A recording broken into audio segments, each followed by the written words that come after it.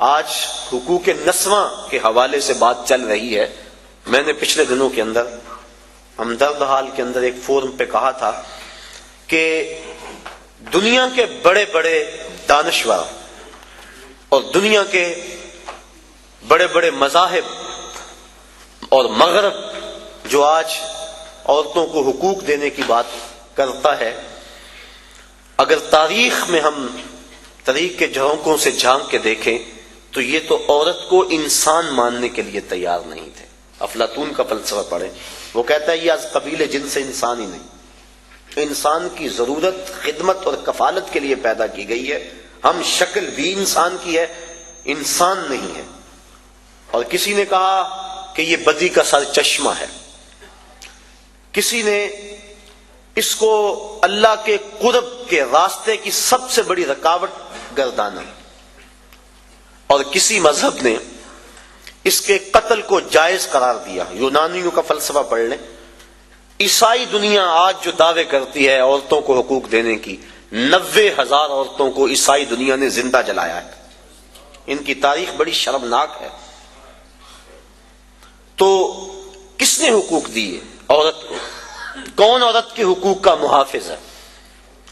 دنیا والے تو عورت کے وجود کو برداشت نہیں کرتے تھے. یہ بر صغیر پاک و ہند. ابن بطوطہ جب یہاں آیا تو کس بات سے بے ہوش ہوا تھا؟ اس نے ایک منظر دیکھا کہ ایک شخص فوت ہو گیا، اس کی بیوی کو ابھارا گیا کہ تیرا خامد مر گیا، جیون ساتھی پتی مر گیا، اب تو نے جی کے کیا لینا ہے؟ تیری وفا کا تقاضا یہ ہے کہ تو بھی اس جلتے ہوئے شعلوں میں چھلانگ لگا دے، تو خامد کی اگر وفادار ہے تو اس کو بھڑکا کر اس آگ کے اندر چھلانگ لگانے کے لیے تیار کیا گیا. اور جب اس نے جوش میں آ کے چھلانگ لگائی، اس کی چیخیں جب فضاؤں میں بلند ہوئی تو معروف سے ابن بطوطہ بے ہوش ہو گیا اور اپنے گھوڑے سے گر پڑنے لگا، اور لوگوں نے بڑھ کے تھاما. رسم ستی کے نام سے بر صغیر کے اندر عورتوں کو خامدوں کے ساتھ زندہ جلایا جاتا تھا. اور عربوں کی تاریخ آپ جانتے ہیں کہ وہ تو بیٹی کے وجود کو برداشت نہیں کرتے. حق دینا تو بات کی بات ہے، وہ تو وجود کو گوارا نہیں کرتے تھے. اگر کسی کے ہاں بیٹی جنم لے لیتی اس کا منہ کالا ہو جاتا. یہ قرآن نے بتلایا. آبرو بچانے کا ایک ہی طریقہ کہ وہ بیٹی کو زندہ درگور کر دے. اگر ایسا نہیں کرتا تو معاشرے میں معزز نہیں سمجھا جاتا.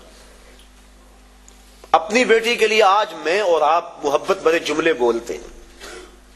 بیٹی کے ہاتھ پیلے کرنے کے لیے بوڑھا باپ اپنی جھکی ہوئی کمر پہ بوریاں لاد لاد کے مزدوری کرتا ہے، اور فیکٹری کے اندر بھائی اوور ٹائم لگا رہا ہے کہ میں نے اپنی بہن کے ہاتھ پیلے کرنے.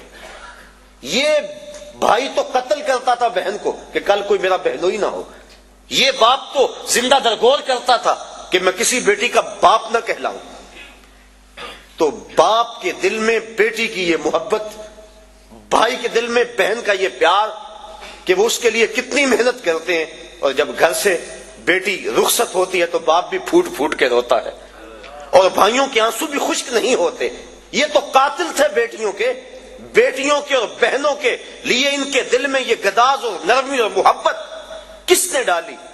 آمنہ کے لال کا یہ عطیہ ہے. سجدہ شکر ادا کرتی رہیں ساری زندگی بھی عورتیں تو وہ حق شکر ادا نہیں کر سکتی. ان کے تو وجود کو برداشت نہیں کیا جاتا تھا. ان کے وجود کو عزت بخشی تو وہ محمد عربی صلی اللہ علیہ وسلم نے بخشی. آج عورتیں بھنگڑے ڈال رہی ہیں کہ ہمارے حقوق کا تحفظ کیا گیا، اور اگر اس کی آبرو بھی لٹتی ہے بالجبر تو مقدمہ بھی درج نہیں ہوتا.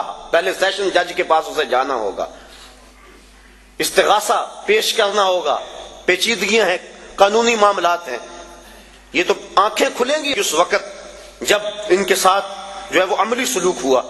تو آج یہ بنگڑے اور آج یہ خوشیاں کہ ہمیں تحفظ دے دیا گیا، یہ عورتوں کے تحفظ کا بل نہیں ہے، عورتوں کی تذلیل کا بل ہے.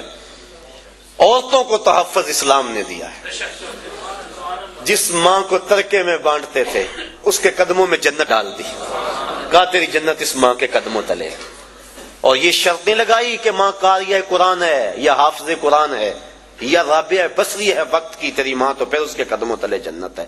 اپلے تھاپتی ہوئی ماں کے قدموں تلے بھی بیٹے کی جنت رکھ دی گئی. بہن کو عزت کی مستن پہ بٹھا دیا گیا، بیٹی کو باپ کے لیے دل کی دھڑکن بنا دیا گیا، آنکھوں کا نور اور چین بنا دیا گیا، گھر کی زینت بنا دی گئی، اور بیوی جس کو پاؤں کا جوتا خیال کیا جاتا تھا اس کو محبوبہ بنا کے خامد کے لیے محبتوں کے گوشے اس کے سینے کے اندر رکھے گئے۔ اور حضور نبی رحمت صلی اللہ علیہ وسلم نے ازواج مطہرات کے ساتھ جو حسن سلوک کی داستانیں رقم کی، لوگوں کے لیے عملی نمونہ چھوڑا۔ کسی کو حمیرہ کہہ کے پکار رہے ہیں، کسی کی فوتگی کے بعد جانور ذبح کر کے ان کی سہیلیوں کے گھر میں گوشت بھیج رہے ہیں تاکہ ان کی روح کو آسودگی ہو۔ حضرت فاطمہ تو زہرا فرماتی ہیں کہ جب میری والدہ کا وقت آخر آیا تو حضور کی خدمت میں میری ماں نے مجھے بھیجا کہ جاؤ حضور سے کہو کہ مجھے اپنی چادر رحمت دے دیں۔ میں حاضر ہوئی، عرض کی، حضور نے کہا کہ بیٹا اپنی ماں سے پوچھو نا چادر کیا کرنی ہے۔ میں پوچھنے آئی تو حضور بھی پیچھے آ گئے۔ تو حضرت خدیجہ الکبریٰ رضی اللہ تعالی عنہا آپ نے عرض کی، حضور میں اس لیے چادر مانگی ہے کہ مجھے محسوس ہو رہا ہے میرا وقت آخر آ گیا، میری آرزو یہ ہے کہ اس چادر میں مجھے کفن دیا جائے۔ اب سنیے حضور کے لفظ، عورتوں کے حقوق کی بات کرنے والے اس بلندی پہ سوچ بھی نہیں سکتے۔ جب حضور کی زوجہ محترمہ نے چادر مانگی تو آقا کریم کی آنکھوں سے آنسو چھلکنے لگے، اور پھر فرمایا، اے خدیجہ تو نے تو چادر مانگی ہے، لو اردت جلدی لا آتیتو کے، اگر تو میری جلد بھی مانگ لیتی میں وہ بھی پیش کر دیتا۔ یہ اسلام کے دیے ہوئے حق ہیں۔